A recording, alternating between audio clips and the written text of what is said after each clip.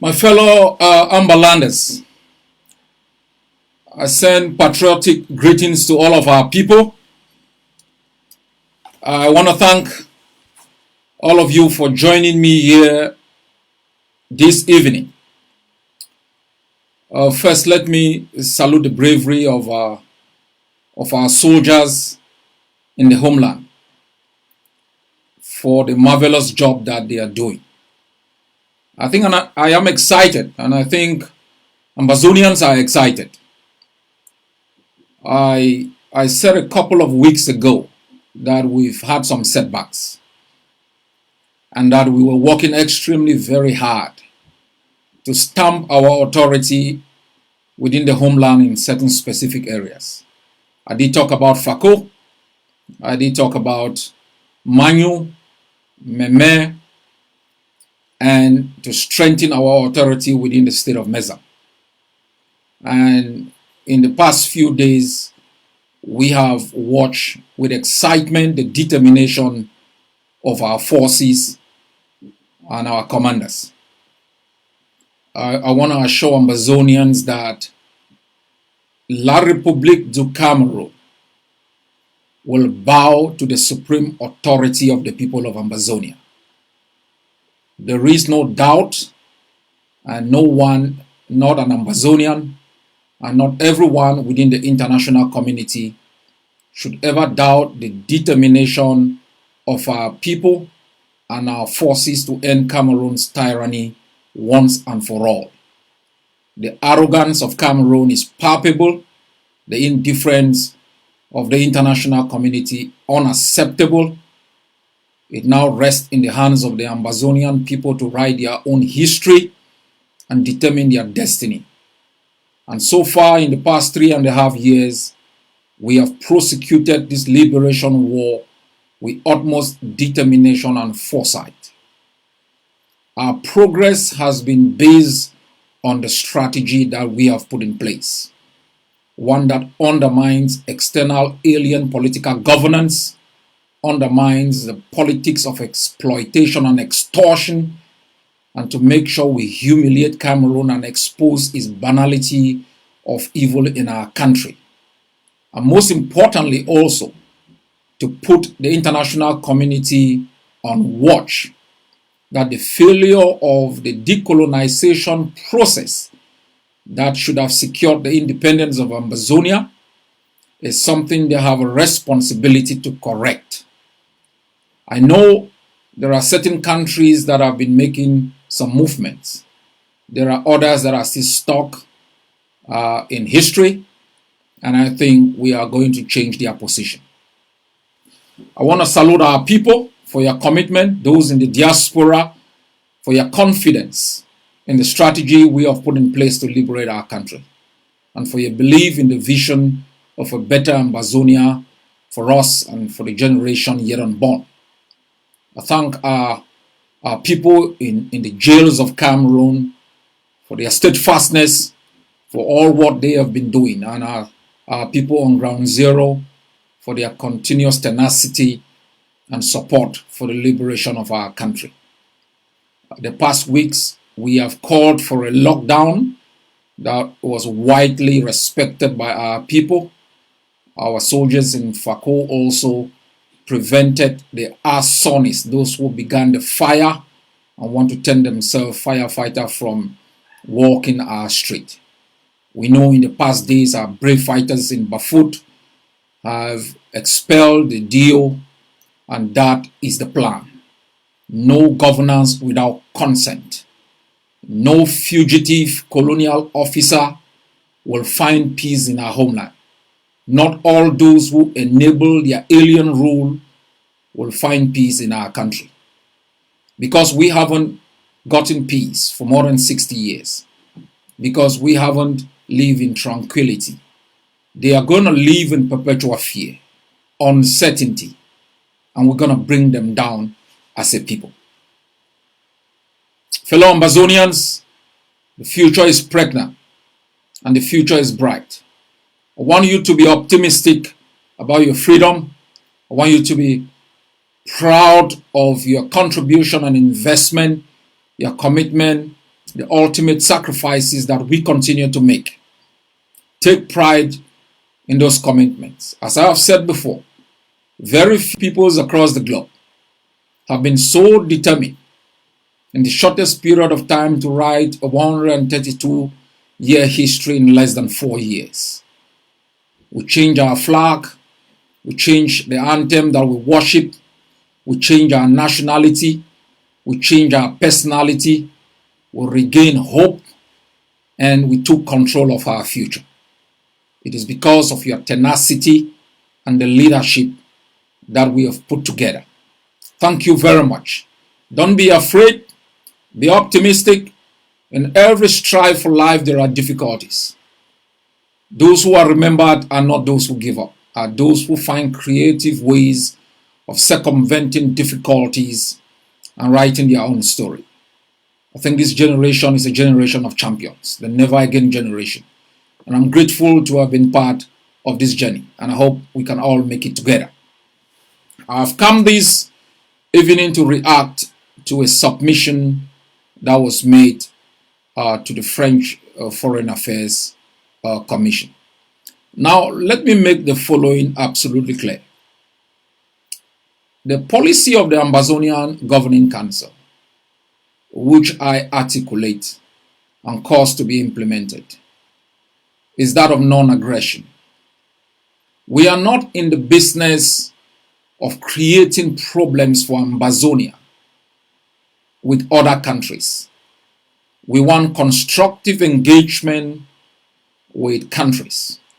We do not want to plunge Amazonia into an ideological war or a war of personality clash.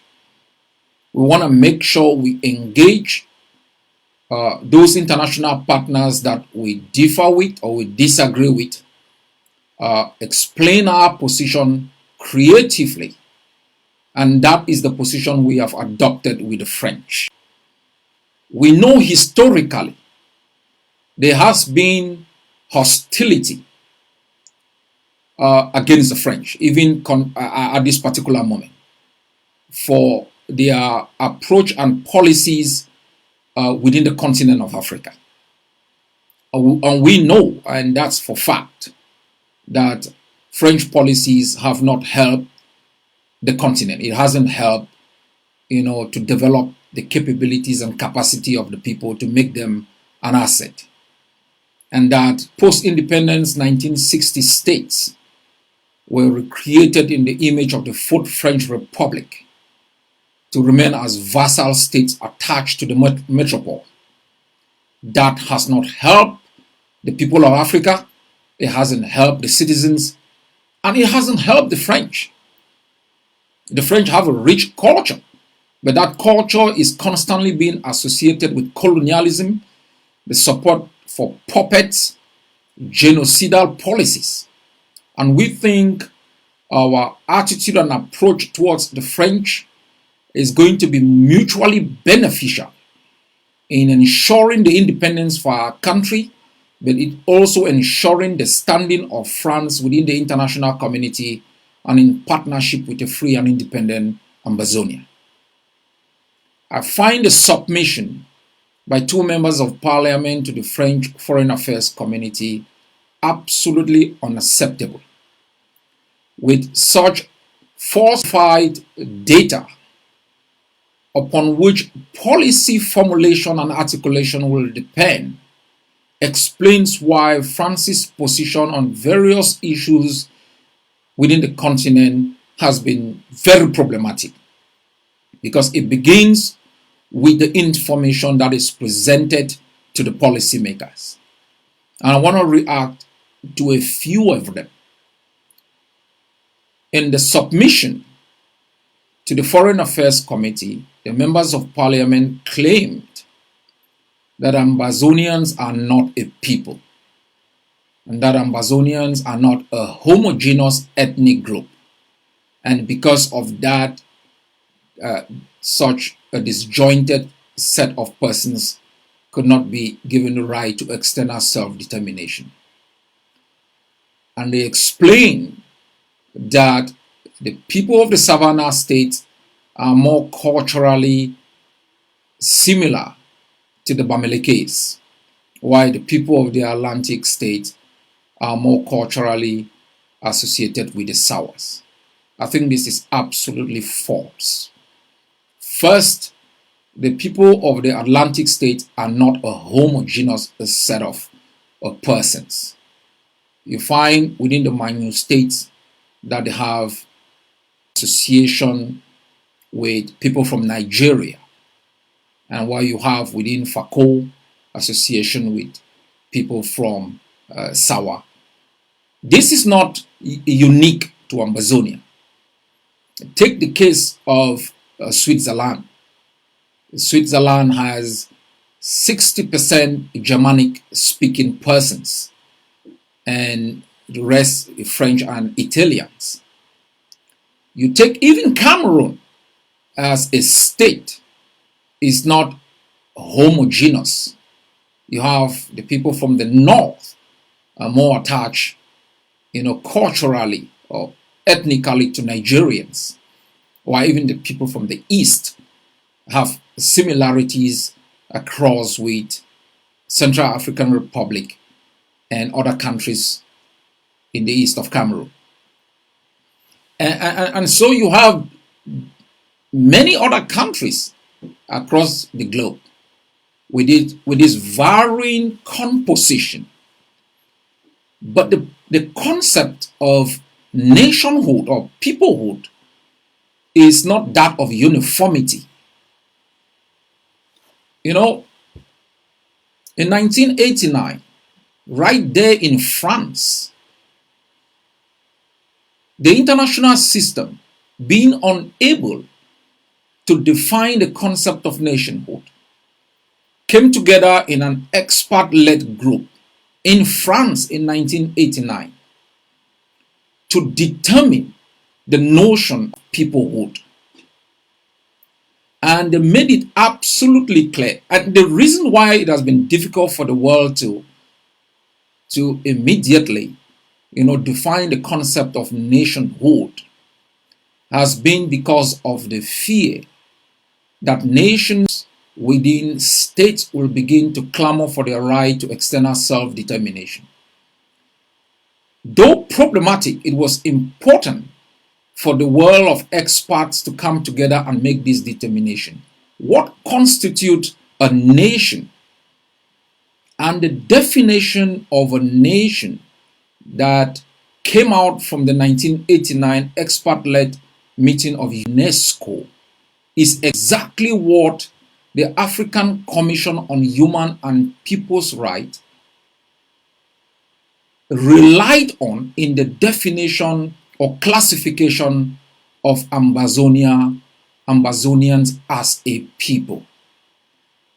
And that was very symbolic and also deterministic, because at the end of the day, the Charter of the African Commission on Human and People's Rights states clearly in its Article 20 that every people have a right to self-determination.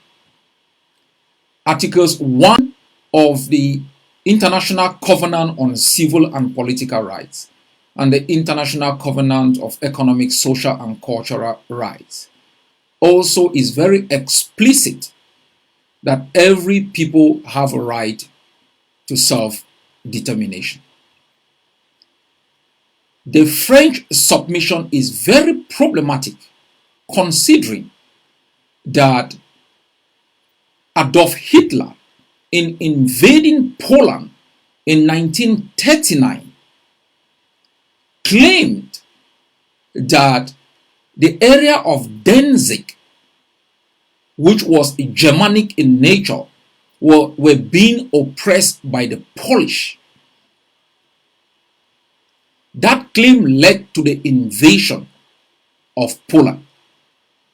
And by claiming that the people of the northern states or the southern states are more culturally aligned to the Bamileke case, is kind of giving away our territory to Cameroon because of that cultural similarity.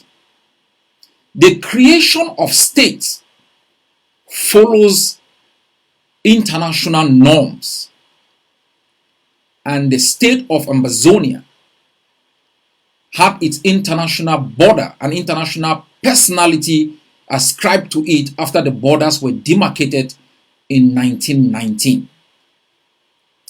The state of Cameroon, that also gained independence in 1960, had its own international border demarcated. It is based on these borders and based on the concept of peoplehood as accepted by the African Commission on Human and People's Rights that we fight for our right to self-determination. In the following days, we will be sending an explicit letter to the French Foreign Affairs Committee to clarify some of these issues. And we are also prepared to make a representation to that Foreign Affairs Committee to clarify the Amazonian position. We are a nation under international law. We have been an independent state with its instrument of governmentability from 1954. We have been the first state within the continent of Africa that have had a peaceful transition of power through a free and fair election. We have been a state that have respected the spirit of the Geneva Convention on the Rights of Refugees of 1951 by granting Cameroonians fleeing the UPC nationalist struggle political protection from persecution from the central state of Cameroon. And I think these historical facts are very clear and should be respected by the